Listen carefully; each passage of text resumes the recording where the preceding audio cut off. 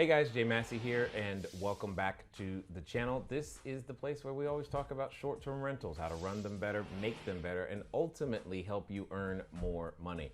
Now, oftentimes when working with a distributed network of properties like you are, what it comes down to is how on earth do you manage a guest, and when a claim happens, how do you actually get paid on it, and what is it going to take to actually make that be efficient, effective, and not cost you more money to file the claim than it does to actually, make the claim. Like, because at the end of the day, you don't bother filing claims unless they're worth it.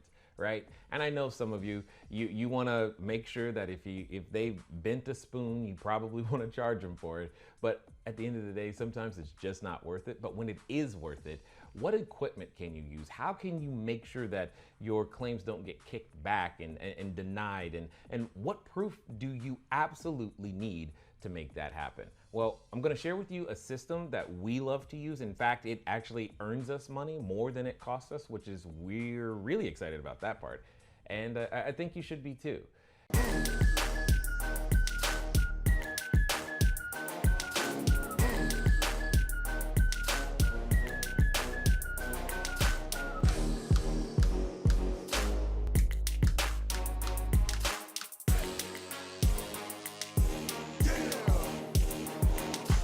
I've had Airbnb kick back a few things that were not physical damage, even though they were in my house rules. Is this common?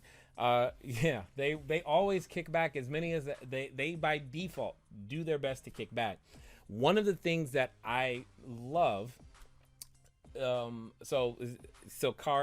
here's one of the reasons that it helps you. Like, here's how the Vivint system actually makes us money. When there are things like these late departures and all this other stuff, where the guest, because we have straight up had guests tell us, no, we left. And we're like, no, you didn't. And here's the video. And when we do all of those types of things, there's no quote unquote damage, but it's clear that they did not leave, and Airbnb has all the evidence they need. Because here's what Airbnb is thinking about. They're thinking about an eventual chargeback or dispute for that charge. And we have to give them what they need to defend themselves from Visa, MasterCard, Discover, American Express, or whomever that customer used to make the payment with. That's ultimately what's going through their head. If we can give them what they need to do that, we tend to have better luck. Now, sometimes it is kind of luck of the draw, depends on who you get. But there have been times, and I wish I was joking, but I'm not. There have been times where I'm talking to a person who's really not listening or just giving me the book answer, and I have hung up right in the middle of whatever they were saying, called right back, got another person, and it actually got it resolved. So I hear you. I understand your frustration. That's all I can tell you. All right. If you like information like this, make sure you hit that subscribe button. And if you want to learn how to build your short-term rental business better and you've got a question, just comment below and we'll do our best to get it answered. Thanks.